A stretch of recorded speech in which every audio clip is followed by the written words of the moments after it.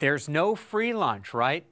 Probably true, but your FAA provides something that might come pretty close.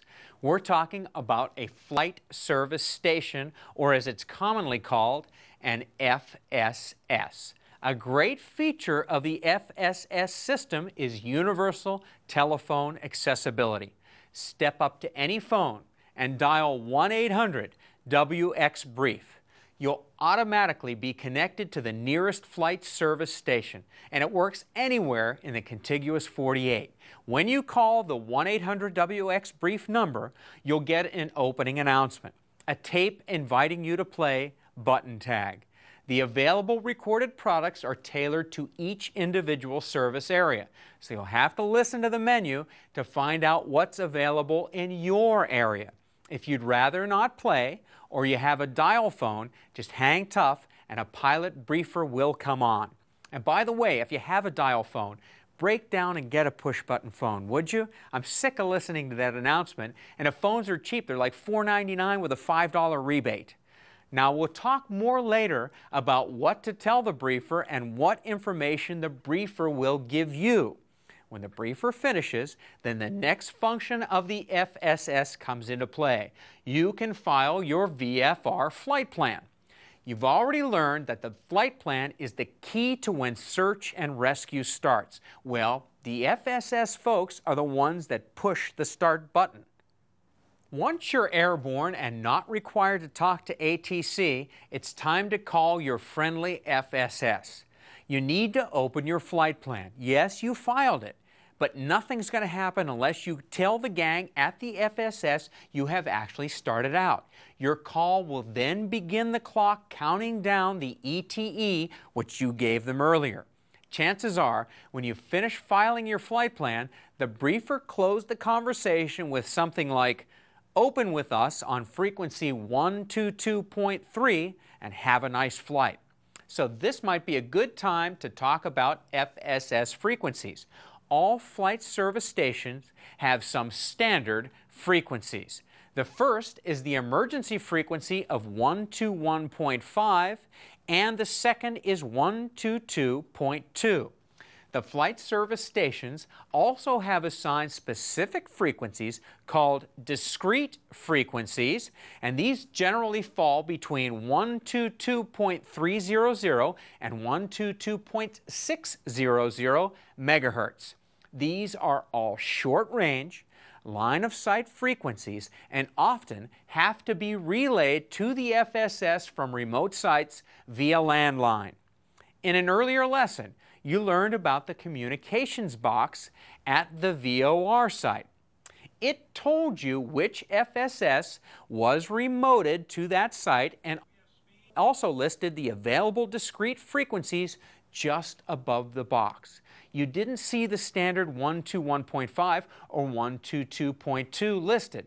That's because if they're available at that outlet, the border around the box is printed in a big, bold band like this. Now, sometimes a remote communications outlet, or RCO, is located all by itself rather than at the VOR site.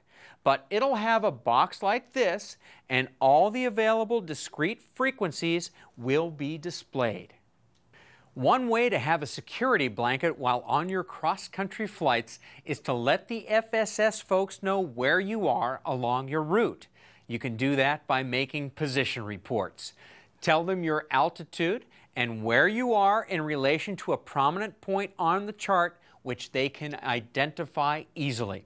Something like you are 2 miles east of the Kansas City VOR at 5,500 feet. Now, you don't want to tell them that you're right over Aunt Martha's farmhouse because, folks, that ain't going to get it.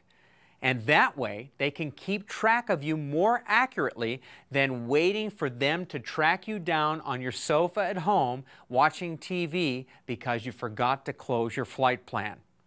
Now, the call sign for an FSS is its name plus the word radio. So your call might sound something like this. Riverside Radio, this is Cessna 359er Echo Sierra, receiving Daggett 122.2, over. You include the name of the nearest VOR or RCO. DAG it so the specialist at the FSS knows what transmitter to use to answer you. Depending on the time of day and the FSS, the specialists on duty may have other tasks to take care of as well as communicating. Or they may be talking to another pilot on another frequency. Hey, help them out. Give them a break. Give them reasonable time to answer you. When they answer, it's just like all the other communicating you've been doing. Tell them what you want and make it as concise as possible. Think before you talk. One final little wrinkle. The FSS specialists usually conclude their part of the conversation by giving you the altimeter setting for some place near where you said you were. Dial it into your altimeter setting window. Well and good, you say. But how do I know which FSS to call and the frequency?